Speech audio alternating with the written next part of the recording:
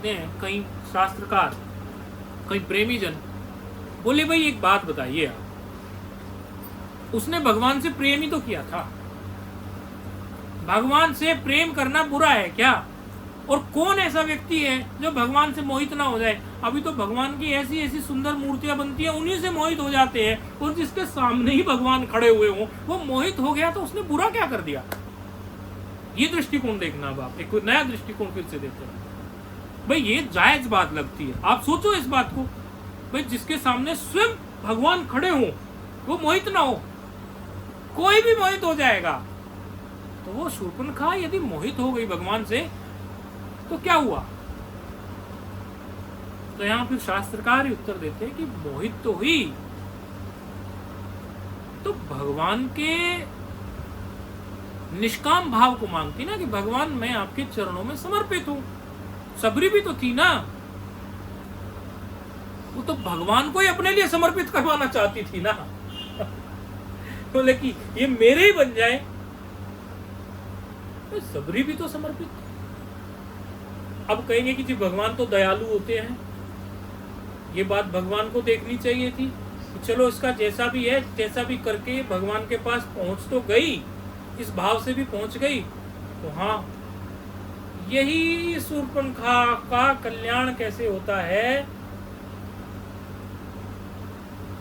कि भगवान वहीं उसकी इस प्रकार की जो बहुत गहरी इच्छा होती है उसको देख लेते हैं। अब जब रावण मर जाता है, कुंभकर्ण मर जाता है। अच्छा, ये रावण और कुंभकर्ण जो थे ये इतने शक्तिशाली क्यों थे? ये अरे भाई, ये साधारण लोग नहीं थे। जैसे आप लोग अभी यहाँ बैठे हो, आपके ऑफिसेज हैं, लेट्स से आप किसी एमएलए के दफ्तर में बैठने लगो, आप कहोगे मैं एमएलए जैसी पावर रखता हूँ, हेलो नमस्कार, मैं एमएलए के दफ्तर से बोल रहा हूँ। इतनी बात में सामने वाले की सीटी गुम हो जाएगी कि नहीं? एमएलए के दफ्तर से बोले, भले वो क्लर्क बोल रहा है, बोल तो एमएलए के दफ्तर से रहा है कि नहीं? अच्छा, उसमें भी यदि कहने लगे कि दिल्ली की मैं रेखा गुप्ता जी के दफ्तर से बोल रहा हूँ, बस फिर तो मामला ढीला हो जाएगा सामने वाले का। और इसमें भी जब कोई फोन करके कह दे मैं पीएम हाउस से बोल रहा हूँ, चाहे वो क्लर्क ही क्यों नहीं है वहाँ, लेकिन फोन तो पीएम हाउस से जा रहा है ना। आपका काम भला बताओ, हिंदुस्तान में कौन है जो ना करे? पीएम हाउस से कॉल आई, क्योंकि उन्हें लगेगा भाई आदमी जो पीएम हाउस में बैठता है इसका मतलब उसमें पावर है, वो मुझे हिला देगा, भाई ऐसा ना हो मेरी ट्रांसफर करवा दे। अब यहाँ ये रावण और कुंभकर्ण इत्यादि जो है ये कौन है? ये जय और विजय भगवान के, नारायण के जो द्वारपाल थे, जय और विजय नाम के, ये भगवान के लोक में रहते थे। इनको सालोक्य मुक्ति मिली हुई थी। 4 प्रकार की मुक्ति होती है, सालोक्य, सारूप्य, इस प्रकार से। तो इनको सालोक्य मिली हुई थी, यानी भगवान के लोक में रहने की इन्होंने तपस्या की थी।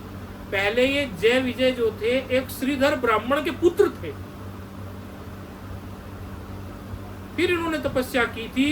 ये सनकादि ऋषि घूमते थे, तो सनकादि ऋषि के ये बड़ा पीछे स्नान कर रहे थे, बड़े पीछे पड़ गए। तो सनकादि ऋषियों ने फिर इनको क्या कहा कि तुम 12 अक्षर मंत्र का जप करो और तुम्हें भगवान का लोक मिलेगा। तो इनको भगवान का लोक मिला, तो ये बने जय और विजय। समझना कथा को, जय और विजय बने ये। और ये भगवान के, भगवान नारायण के वैकुंठ धाम में वहीं रहते थे, जय और विजय। द्वारपाल गेट पे खड़े रहते थे, जैसे यहाँ हम सत्संग कर रहे हो, गेट पे खड़े हो कोई द्वारपाल। तो सनकादि ऋषि जो थे, सनक सनंदन सनत कुमार इत्यादि जो थे, वो घूमते हुए भगवान के दर्शन करने आए, मिलने आए। तो उन्होंने द्वार पे रोक दिया, जय और विजय ने, आगे नहीं जाओगे, वी आर इन ड्यूटी, नहीं जा सकते, हम द्वारपाल हैं, आप आगे नहीं जा सकते। सनकादि ऋषि तो सत्संकल्प थे, उन्होंने शाप दे दिया, बोले तुम अभी यहाँ फूल रहे हो, अरे हमारे ही वरदान से तो तुम यहाँ तक पहुंचे हो, हमें ही रोक रहे हो। बोले जाओ मृत्यु लोक में, अर्थात पृथ्वी को मृत्यु लोक बोलते हैं, अब तुम मृत्यु लोक में जाओगे। ये बड़े परेशान हुए, ये फिर भगवान के पास गए, भगवान विष्णु जी के, बोले महाराज हम कोई गलत काम तो नहीं कर रहे थे, भाई हमारी ड्यूटी थी, हम द्वारपाल थे, आपके पास कोई भी आके डिस्टर्ब करेगा तो हम रोकते थे उनको, हमें शाप दे दिया। बोले उनके शाप का तो मैं कुछ नहीं कर सकता, ऋषियों ने जो संकल्प कर दिया, संतों ने जो शाप दे दिया, उसको मैं नहीं रोक सकता, बट मेरे पास एक और दूसरी स्कीम है। पंजाबी में बहुत बोलते हैं, पंजाब में बोलते हैं, हाँ नहीं पता नहीं बोलते, पंजाब के पंजाबी तो जब भी कुछ बात करते हैं तो कुछ स्कीम लगा दो, ऐसे बोलते, कुछ स्कीम लगा दो, ऐसे बोलते हैं। मैं तो कई बार पंजाब में गया ना, तो आपस में जब बात करते हैं ना, जैसे कोई काम नहीं हो रहा, अरे सर ये तो महंगा, अरे कुछ स्कीम लगा दो ना सर, कुछ स्कीम लगा दो। तो भगवान ने भी कहा हुआ चलो कुछ स्कीम लगा देता हूँ तुम्हारे लिए। उनके शाप को तो नहीं टालने वाला, आप मृत्यु लोक में तो जाओगे, लेकिन आपके जीवन लीला का अंत मेरे हाथ से ही होगा, इससे बड़ी और क्या बात है। अब यही जय विजय जो है सतयुग में हिरण्याक्ष और हिरण्यकश्यपु बने, सतयुग में, त्रेता में, द्वापर में यही बार बार बन के आया। त्रेता में राम जी का काल है, यहाँ यही रावण और कुंभकर्ण बने, जय रावण और वो कुंभकर्ण। फिर आगे गाड़ी चली, कहाँ? द्वापर में। तो द्वापर में कौन बने? शिशुपाल, ये बच्ची जानती है। तो अब इसीलिए इनके अंदर इतनी पावर थी, ये कहाँ रह के आए हुए थे? हिरण्यकश्यप की और हिरण्याक्ष की इनकी शक्तियां आप देखोगे, पढ़ोगे शास्त्र में, तो ऐसी थी कि यूं करते थे संकल्प और फसल यूं बड़ी होती चली जाती थी, स्वर्ण की वर्षा कर लेते थे। क्योंकि पहले कहाँ रह के आए थे? भगवान के धाम में, वो कोई ऑर्डिनरी लोग नहीं थे। रावण इतना शक्तिशाली क्यों था कि ब्रह्मा जी को बुला के उनसे वेद पाठ करा रहा? कौन था वो? यहां ये रहस्य छिपा हुआ। तो जब ये मर जाते हैं, मतलब वध हो गया रावण का, कुंभकर्ण का, ये सब, अब ये बच गई बेचारी शूर्पणखा।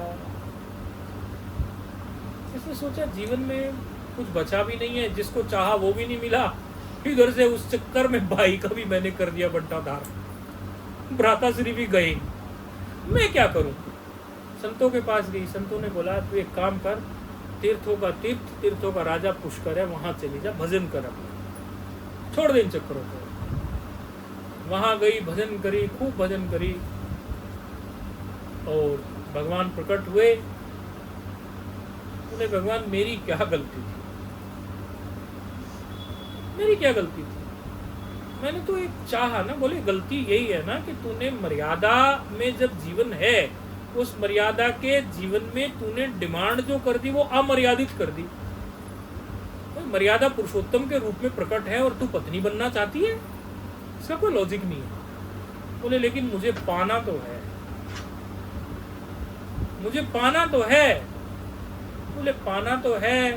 अब देखो, एक तरफ पार्वती मैया भी कहती हैं कोटी रगड़ लग जाए लेकिन पाऊंगी तो मैं आपको, वरम तो शंभू, नहीं तो रहूं कबारी।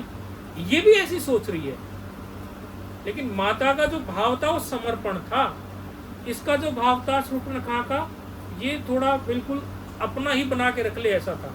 लेकिन भगवान फिर भी अपॉर्चुनिटी दे रहे हैं। भगवान कहते हैं ऐसा है, मैं अभी आऊंगा फिर से लौट के, और उसमें मेरी कोई मर्यादा नहीं है, जितनी रानी बनना चाहे वो, कुछ तो रजिस्टर्ड रहेगी मेरी, और कुछ नॉन रजिस्टर्ड भी अभी भी जो है वृंदावन में को ठाकुर जी से विवाह कर लेते हैं, तो उनके मूर्ति से ही तो अनरजिस्टर्ड है वो जो सामने थी वो तो रजिस्टर्ड थी ना, 16 लाख वो रानियां, और बाकी अभी भी ठाकुर जी से विवाह तो कर लेते हैं। बोले मैं आऊंगा, उसमें मैं ऐसी कोई मर्यादा नहीं रखूंगा, तब तू आ जाना, प्रकट हो जाना, तुझे सानिध्य मिल जाएगा। अब यही जो थी, यही शूर्पणखा क्या बनती है? कुब्जा। ये कुब्जा यही थी जो अंगराग, जो कंस का लेके जाती थी, और इसने फिर जो उसको आलिंगन किया भगवान ने, और उसका जो फिर पकड़ के इसकी ठोड़ी को और पंजे पे पैर रख के इसको सीधा किया। ये कुब्जा यही शूर्पणखा थी। ये कथा जो मैंने बताई, ये गर्ग संहिता से बताई आप लोगों को। आप कहोगे महाराज कहाँ से आ गई ये बात, हमने कभी सुनी नहीं, तो गर्ग संहिता में आपको मिलेगी। महात्मा लोग तो अनेकों चीजों को देखते रहते हैं ना, और वो जो आपको बताई पूर्व में, ये बाण वाली कथा, तो एक बंगाली में रामायण एक बहुत बड़े संत ने छापी, वहां से वो कथा था। तो बताओ, सत्संग में आने का, विविध प्रकार की कथा सुनने का आप लोगों को आनंद प्राप्त हो रहा है कि नहीं हो रहा है? ये ज्ञानवर्धन क्या यूं ही हो जाता? अरे थोड़ा बहुत काम को एडजस्ट किया, थोड़ा इधर किया, थोड़ा उधर किया, लेकिन ये ज्ञान तो आपके साथ चिपक गया, ये तो आपका अपना हो गया। इसमें तो अब किसी की बपोती नहीं है, कोई छीन नहीं सकता, ये तो बिल्कुल आपका ही होगा। भगवत स्मरण में लगे रहो, गुरुमुख होके जीवन को जियो, मनमुख होके नहीं। गुरुमुख व्यक्ति का ही जीवन जो है वो मोक्षगामी है। जिसके अभी तक गुरु नहीं, उसका जीवन अभी ठीक से शुरू नहीं। सुन लो चतुर सुजान, निगुरे नहीं रहना। सुन लो चतुर सुजान, निगुरे नहीं रहना। निगुरे का नहीं कोई ठिकाना, निगुरे का नहीं कोई ठिकाना। 84 में आना जाना, 84 में आना जाना। पड़े नरक की खान, निगुरे नहीं रहना। पड़े नरक की खान, निगुरे नहीं रहना। कई लोग कहते हैं समाज में, बोले चलता पुर्जा है, चलता पुर्जा है, बहुत तेज है, चलता पुर्जा है, हम तो भोले भाले। बेटे तू भोला भाला ठीक है, ये चलता पुर्जा लोगों को चूना लगा रहा है ना, चलता पुर्जा बन के, तो ये चलता ही रहेगा 84 लाख योनियों में। इसका नहीं क्रम नहीं रुकने वाला, क्योंकि तो चलता पुर्जा है, लोगों को चलाता रहता है, खुद भी चलता ही रहेगा। निगुरे का नहीं कोई ठिकाना, निगुरे का नहीं कोई ठिकाना।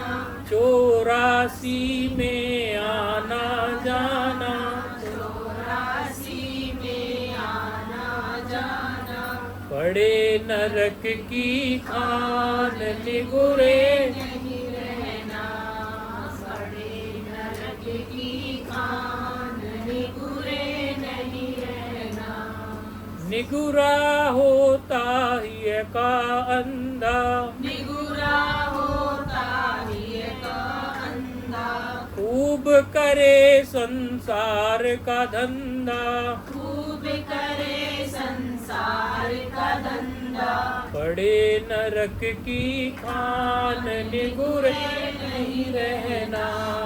पड़े नरक की खान, निगुरे नहीं रहना। इसलिए सबूरे बन के रहो जीवन में। किसी न किसी का आपके सर पे हाथ तो हो, आपके सर पे किसी का हाथ ही नहीं है, आप तो फिर अनाथ हो गए ना।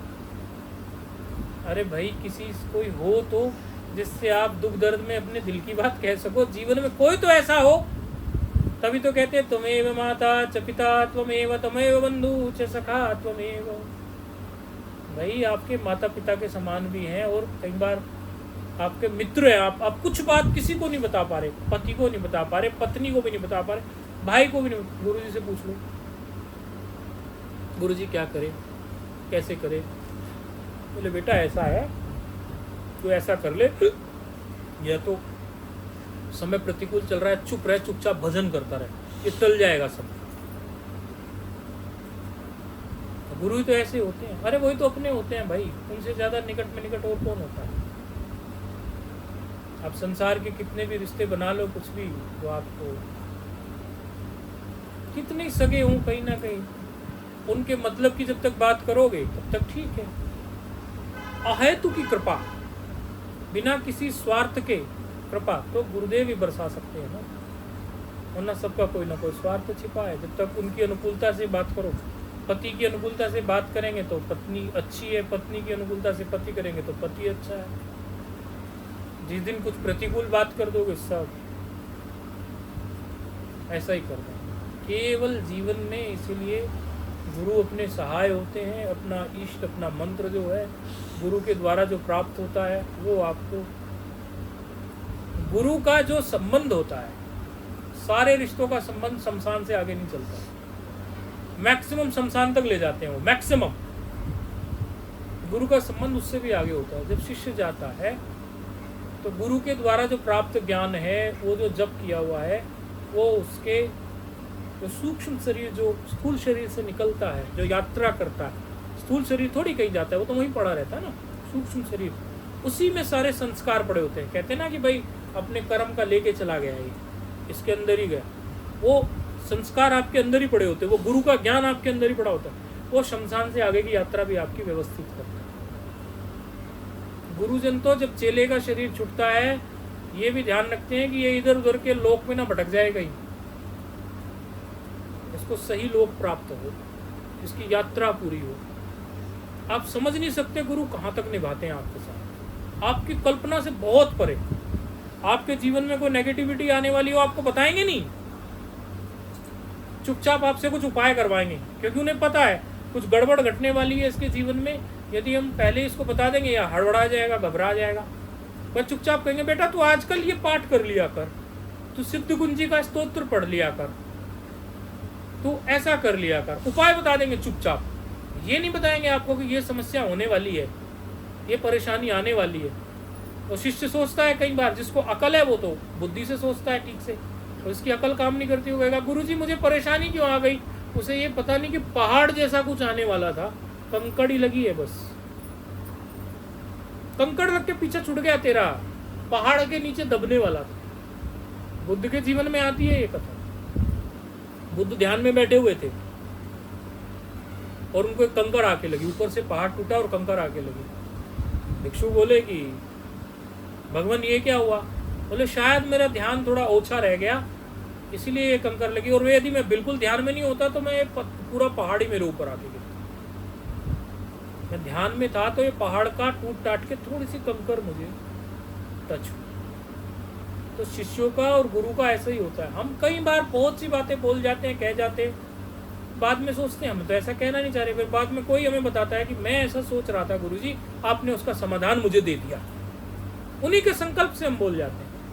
शिष्य का और गुरु का बहुत गहरा कनेक्शन होता है। आप मिलो ना मिलो, आप कहीं भी रहो, इस लोक से दूसरे लोक में भी जाओगे, आपका कनेक्शन तब तक टूटने वाला नहीं है जब तक आप मुक्त नहीं हो जाओगे। यहाँ तक का कनेक्शन होता है गुरु शिष्य का। क्योंकि हम अगड़म तगड़म स्वाहा का तो कोई मंत्र देते नहीं, अपना वैदिक शास्त्र प्रमाणित आपके इष्ट देव का मंत्र आप लोगों को देते हैं, सिखाते हैं, बताते हैं, करवाते हैं, वही नाम जब आपसे कराते हैं, तो आपका कनेक्शन आपके इष्ट से बन जाता है। और गुरु और इष्ट आपको एक दिखने लगते हैं। फिर राम जी इष्ट हैं तो गुरु भी दर्शन देंगे, राम जी भी देंगे। कृष्ण इष्ट हैं तो कृष्ण भी दर्शन देंगे और गुरु भी देंगे।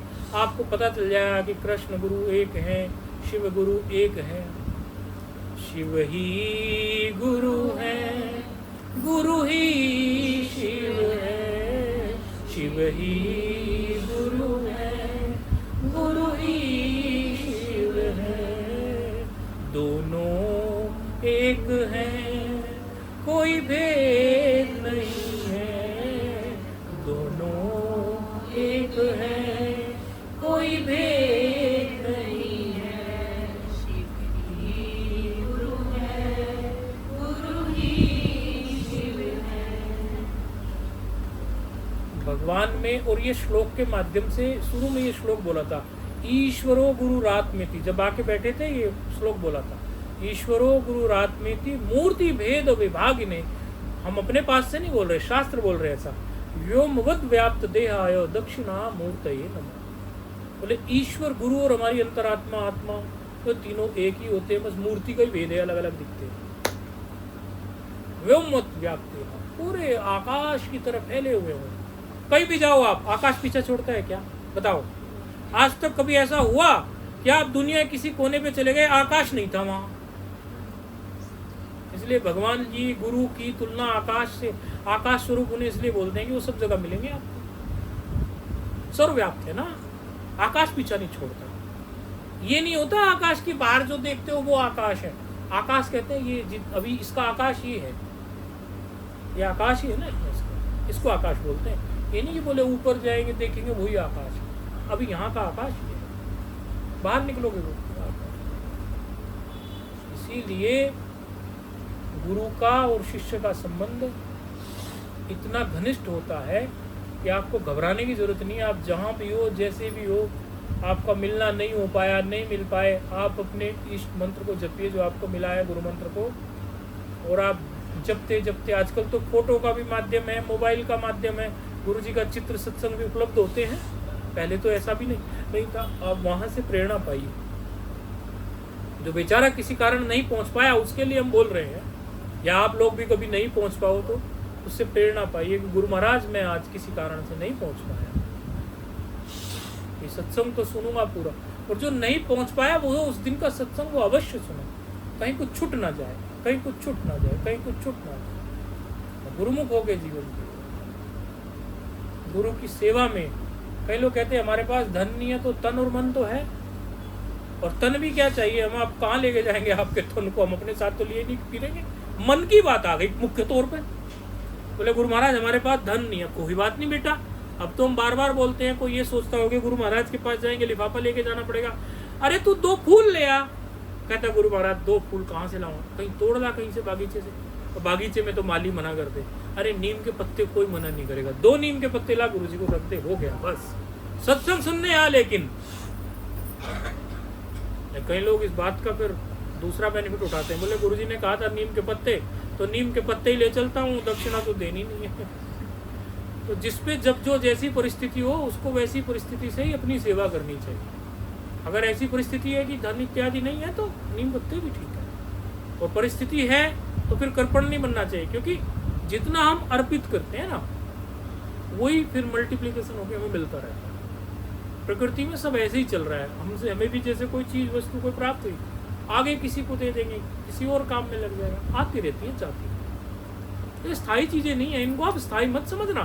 किसी के पास आज कोई वस्तु है, वो समझता हूँ मैं उसे पकड़ के बैठ जाऊँ, आज तक नहीं बैठ पाया कोई पकड़ के। स्वास्थ्य भी कोई पकड़ के नहीं बैठ सकता, आयु को भी कोई पकड़ के नहीं बैठ सकता, धन को भी कोई पकड़ के नहीं बैठ सकता।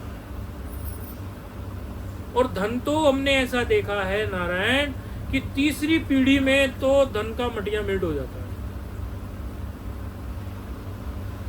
आप YouTube पर सुनते होंगे ना, वो रेमंड के रेमंड के एक वो थे, और उनके माँ जो रेमंड का मालिक है उसको उसके बच्चों ने निकाल दिया।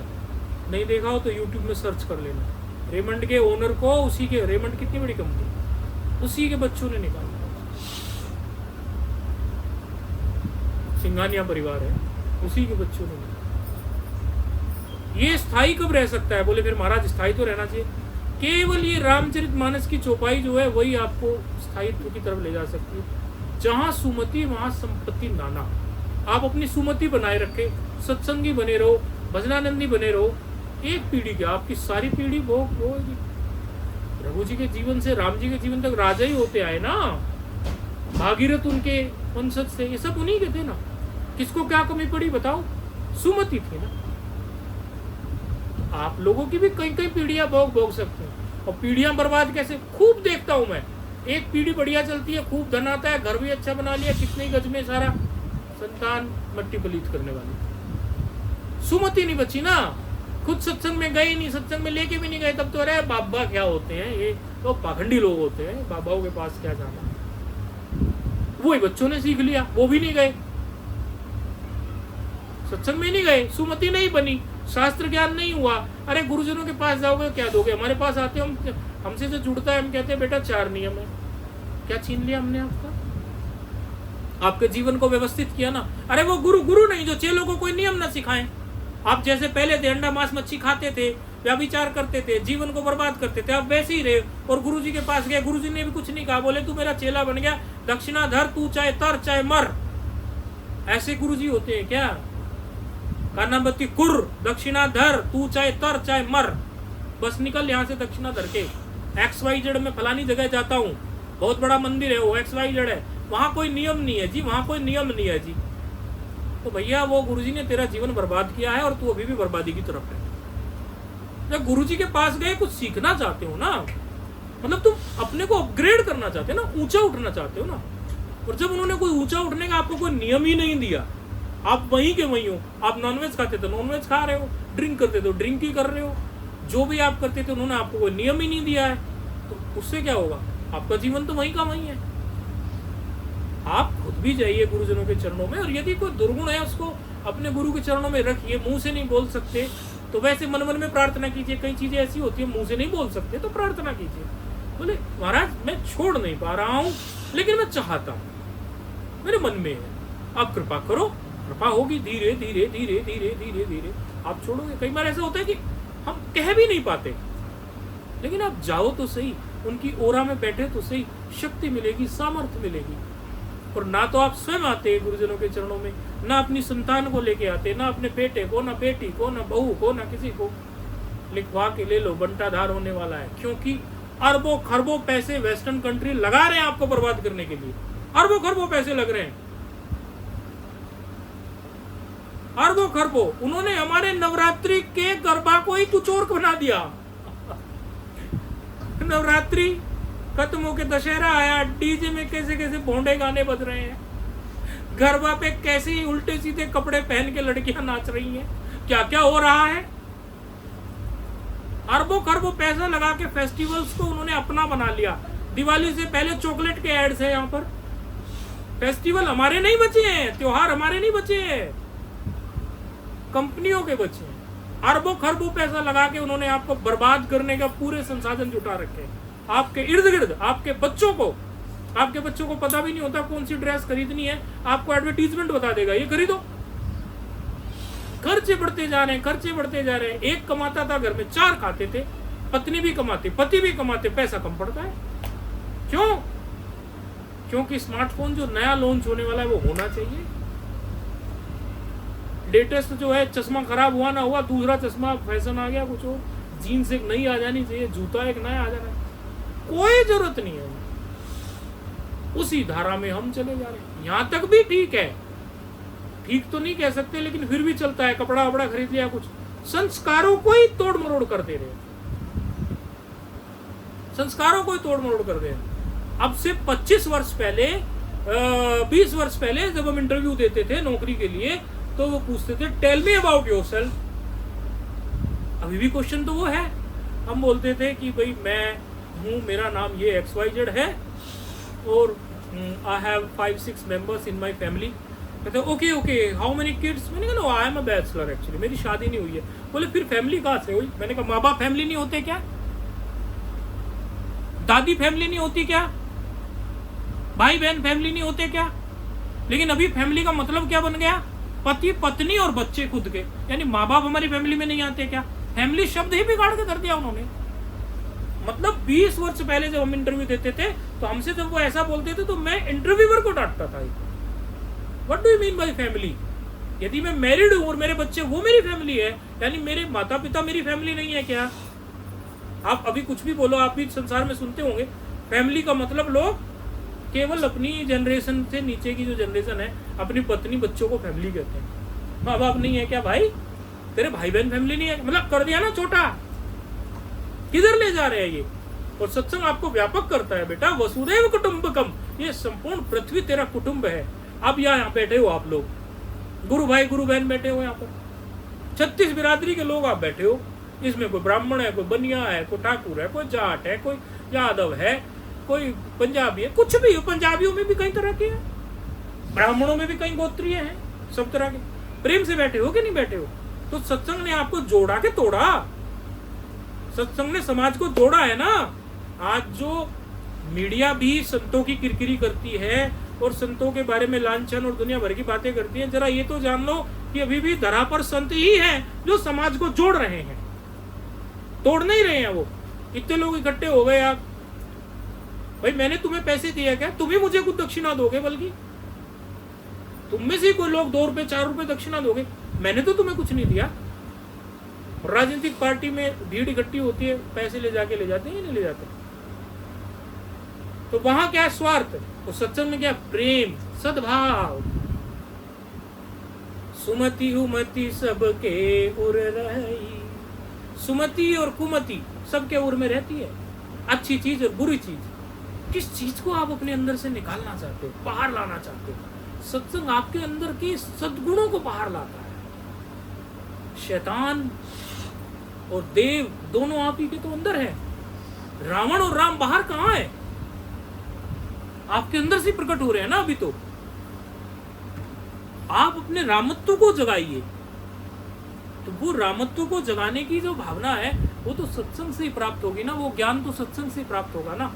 आपके अंदर से देवत्व निकल के आएगा। अरे नमस्कार जी, नमस्कार, आप मेरे गुरु भाई हो जी, नमस्कार, आइए आइए आइए आइए, पानी पीजिए, चाय पीजिए, आइए बैठिए। ये प्रेम आपके अंदर से निकल निकल के बाहर आ रहा है, ये आपके अंदर ही था, आपके अंदर से आ रहा है। माध्यम मिला सत्संग का, माध्यम मिला गुरु का। बहुत अमोघ वस्तु है सत्संग।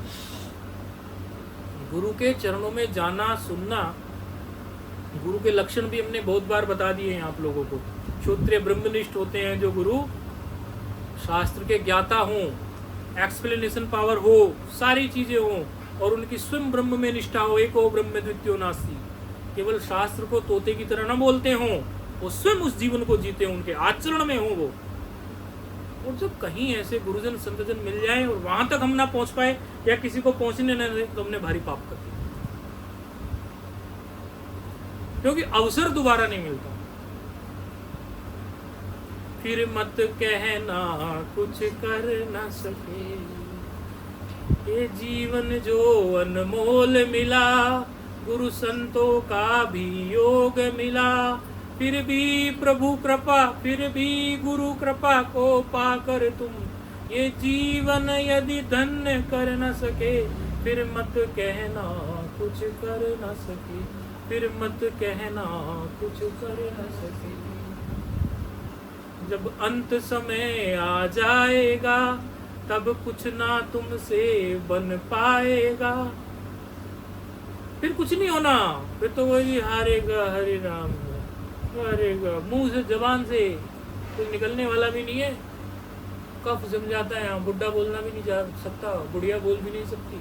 जब अत्यंत बुजुर्ग हो जाए कोई, हमारा बुढ़ा बुढ़िया, हमारे घर का बुजुर्ग, कहाँ आवाज निकलती है? फिर कुछ नहीं होना, 56 प्रकार की बीमारी आ जाएगी शरीर में। जब समय था तब तो आपने गुरुमुख होके सेवा करके अपने जीवन को धन्य हुए। सेवा भी सबके बस की नहीं है करनी। सेवा की जो मति है वो गुरुमुख के अंदर ही होगी।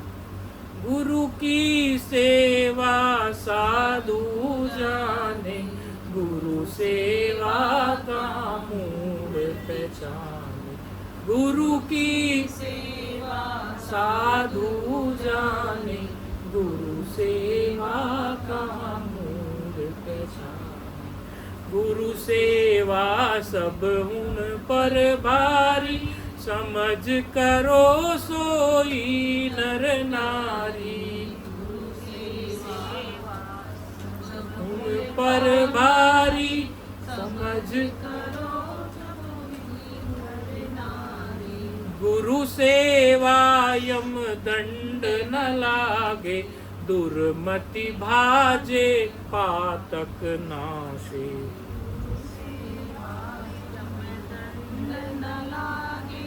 दुर्मति भाजे पातक नाशे। गुरु सेवा सबको नहीं मिलती, मूड के बस की नहीं करनी है। मूड तो अपना ढीला ढाला करूँ ना करूँ, देखता हूँ, करूँगा करूँगा करूँगा। 3 प्रकार के सेवक होते हैं। कनिष्ठ सेवक, बिल्कुल थर्ड लेवल का, कि सेवा बताओ और सेवा के पीछे हटता है, वो मुकरता है। सेवा बताओ और वो टालता है। 3rd class. बता भी दी गुरु ने तो भी साइड हो रहा है। 2nd क्लास, सेवा बताते हैं, कर देता है, उसे बेचारे को पता नहीं चलता, उसके माइंड इतना चलता नहीं क्या सेवा करूं। बताते हैं तो कर देता है। मध्यम, अव्वल दर्जे का, 1st क्लास, बस केवल देखता है गुरुजी को इस सेवा की जरूरत होगी, ये व्यवस्था की जरूरत होगी, ये शायद चीज की जरूरत होगी। चुपचाप वो गुरु की छाया बन के ऑब्जर्व करता रहता है। सेवा प्रस्तुत अव्वल। इसी तरह ही होते हैं 3 तरह के लोग सीखने वाले भी। एक होते हैं उनको सिखाओ वो सीखेंगे ही नहीं। मैं ड्राइविंग सीख तो रहा है, सीख नहीं पाया जी। मैंने कोशिश तो बड़ी की जी, मैं ड्राइविंग सीख नहीं पाया जी।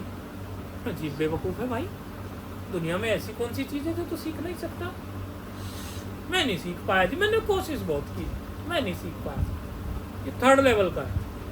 2nd लेवल का, जब उसके पीछे कोई पढ़ता है, सिखाते हैं, सीख जाता है। अव्वल दर्जे का, देखती सीखता है चीजें। एक आध बार बस बैठा ही है ड्राइवर के साथ, बस चुपचाप देख रहा है, गियर की मूवमेंट ये है, ऐसे है, झट से गाड़ी पे बैठेगा, घुमा देगा। हर एक काम में ऐसे है।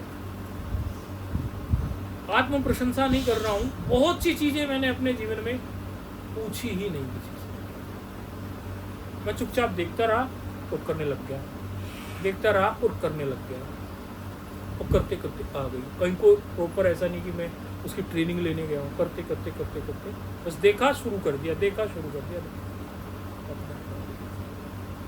इसी तरह सेवा का भी होता है, हल्के से हिंट से ही समझ लेना चाहिए, हल्के से हिंट से ही समझ लेना चाहिए। तो सत्संग में जो आए वो बड़े बड़े भागी हैं, और सत्संग का पुण्य इतना भारी है। ये कथा हम बार बार कई जगह बताते हैं, फिर नए नए लोग आते हैं, फिर बार बता देते हैं, एक बार बता के फिर पूर्ण होती करते हैं। एक सेठ था, मरने के बाद वो पहुंच गया, उसका बही खाता देखा गया, क्या पुण्य क्या पाप। बोले महाराज इसके जीवन में कोई पुण्य नहीं, पाप ही पाप। खोलाओ उसके लिए तेल के कड़ाव में डालो उसको पाप ही पाप है। बोले एक बार जरा फिर से रीचेक करो, रीचेक किया, बोले एक पुण्य नजर आ रहा है। उसने सोचा वास्तव में मैंने पुण्य तो कोई किया ही नहीं था, पुण्य आ कहां से गया, मैंने तो लोटा खसोटा लोगों को, पुण्य मैंने कोई किया ही नहीं। बोले नहीं एक है। बोले कैसे। बोले एक बार क्या हुआ था, तेरे पास कोई चंदा मांगने आया, तूने सोचा ये माथा ही खाएंगे इतनी देर तक, उन्हें कुछ दे के पीछे छुड़ाओ। तूने कुछ पैसे दे दिए, और वो चंदा इकट्ठा करते थे सत्संग करवाने के लिए, दे दिया। फिर तेरे मन में कुछ दिन बाद आया, जैसे अगले दिन सत्संग होना है 2 दिन बाद, बोले ठग भी बहुत घूमते हैं आजकल पर्ची काटते हुए, कहीं ठगी करके न चले गए हो, पर्ची काट के सत्संग करवा भी रहे हैं या जेब में। आजकल भी संस्थाएं इतनी खुल गई है, कहाँ कहाँ चंदा दे। पहले 2-4 रामलीला होती थी, हर जगह रामलीला कमेटी है, तो लोग सोचते हैं कितना चंदा दें। तो कई लोग ठगी भी करते हो, क्या करते हो पता नहीं, उस जमाने में भी होती होगी। बोले तेरे मन में आया, देखूं जो सत्संग कह रहे थे उधर को निकल के जाता हूँ, सत्संग हुआ भी कि नहीं। अब वो महात्मा जो थे, संत जो थे, जो सत्संग कर रहे थे, उनकी आवाज़ बड़ी तेज होगी, उस समय माइक का जमाना नहीं था। जैसे हम भी अभी बोल रहे हैं तो पिछले वाले तक आवाज़ जा रही है, आ रही है ना आवाज़, चेक भी कर रहा हूँ। तो वो भी ऐसे बुलंद बोलते होंगे संत। तो वो दरवाजे के पास से निकला, उसके कान में सत्संग पड़ गया। तो मजा आ रहा है इसमें, तो बहुत बढ़िया है। 2 मिनट और खड़ा हो गया, 4 मिनट और खड़ा हो गया। बोले एक तो पैसा तूने दिया, वो सत्संग में लगा, क्योंकि सत्संग का जो तूने आयोजन कराया वहाँ किसी ने नाम दीक्षा भी ली होगी, किसी ने कुछ अपना ज्ञान भी बढ़ाया होगा, वो पैसा तो तेरे लगा हुआ था, और लोगों का भी लगा था, तेरा भी लगा था, एक पुण्य। और तूने स्वयं सत्संग सुन भी लिया, डबल पुण्य। यही तेरे जीवन का पुण्य है। इसका फल मांग ले, इसका पुण्य इतना बड़ा है कि इसका फल तू अपने मुंह से मांग सकता है, हम नहीं डिसाइड कर सकते, क्योंकि सत्संग के फल का कोई डिसीजन नहीं लिया जा सकता। ये नहीं कह सकते अमोघ फल है, अनंत फल है, तू मांग ले, क्या मांगता है। उसने सोचा मैंने जिंदगी में कुछ किया नहीं, कुएं बागड़ी नहीं खुदवाए, प्याऊ नहीं लगाई, भंडारे नहीं दिए, ये एक सेवा की, और इसका फल अनंत फल है। उसकी खोपड़ी सही टाइम पर चल गई, कभी कभी होती है बुद्धि बिल्कुल सही टाइम पर चल जाती है। बोला जी मैं इसका पुण्य ये चाहता हूं कि एक और सत्संग अरेंज करा दिया जाए। सत्संग अरेंज हो गया, संत आए, सत्संग होने लगा। सत्संग होती है तो उसी वो आभा मंडल पवित्र हो जाता है। भजन हुआ, सत्संग हुआ, संत आए, कीर्तन हुआ, आनंद से भर गए सब। अब जो आनंद से भर रहे नर्क तक के जीव वो कह रहे क्या हो रहा है, क्या हो रहा है, बड़ा आनंद आ रहा है भाई, जो भी जो कुछ करा रहा है उससे आनंद प्राप्त है, भला हो उसका, भला हो, भला हो। इतने लोगों का सद्भाव और जुड़ गया। अब बोले जी ठीक है सत्संग हो गया, अब मुझे आप जो फल देना है दे दो। बोले वो फल तो हम तुझे दे देंगे जो सत्संग कराया, इसका जो पुण्य जुड़ गया इसका क्या फल दें। बोले एक और सत्संग अरेंज करा दिया जाए। कथा ये कहती है कि वो बार बार फल का सत्संग अरेंज कराता गया, उसे कभी नरक मिला ही नहीं। सत्संग करने वाला, कराने वाला, आयोजन में या किसी भी प्रकार की सुविधा में, पंखे में, एसी में, चाय में, पानी में, कुछ ना कुछ जो भी व्यवस्था में रहते हैं, उसका बड़ा भारी पुण्य होता है। दान कई कोटि के होते हैं। एक दान होता है हम जाते हैं रास्ते में और कोई लंगड़ा लूला या कोई दिख जाए या कुछ, तो हम उठा के कुछ दे देते हैं उसको। वो दया की भीख है, दान की उसे कोई अव्वल दर्जे में नहीं रखा गया। भूखे को टुकड़ा खिला दिया, वो भी हमारे मन में दया उमड़ी, वो भी है दान। अन्नदान भी दान है, लेकिन कुछ प्रतिशत। लेकिन सत्संग, मंदिर, देवालय, इनका संस्कार तो बहुत लंबा चलने वाला है ना भाई। सत्संग स्थल में आपने कोई सेवा दे दी बनवाने की, जैसे कई लोग सत्संग स्थल में कोई सेवा दे देते हैं कि आश्रम बन रहा है गुरु का, या कुछ मंदिर बन रहा है, कोई सत्संग ही आयोजन में दे दी। ये तो स्थायित्व लाती है, तो बहुत लंबी चलती है। आश्रम के लिए सेवा दी, कब तक भजन होने वाला है उसमें, जाने कितने सालों तक भजन होगा, लोग जाएंगे भजन करेंगे वहाँ, और आश्रम में क्या होगा, भजन ही होगा उसका पुण्य। या मंदिर है, वहाँ भी क्या होगा, या सत्संग का आयोजन हुआ, यहाँ इतने लोगों को बुद्धि में इतने सुंदर संस्कार मिले। ये ही सबसे मजबूत, शास्त्र में इसका कोई बखान नहीं। तो जो सत्संग में पधार गए बहुत अच्छा। और आज के इस आयोजन में सत्संग के बड़ा अच्छा इनकी मति है, इन्होंने सत्संग का आज का आयोजन किया। आपको जो जो भी अच्छी बातें लगी हों उनको आप गुरु और संतों का प्रसाद हमारे जीवन में जो रहा, हमारे गुरुजनों का, अनेकों संतों का, आप उसको समझना। और कोई बात आपको ना जचे तो समझना कि भाई उसे मत ग्रहण करना, तो हमारा संस्कार समझ लेना। बाकी जो आप लोगों को हमसे अच्छा प्राप्त हुआ उसको आप गुरुजनों का, हमारे और ईश्वर की कृपा और गुरुजनों का प्रसाद समझते हुए आप उसको ग्रहण करना, अपने जीवन में आप उतारना। यही आप लोगों से हमारी प्रार्थना।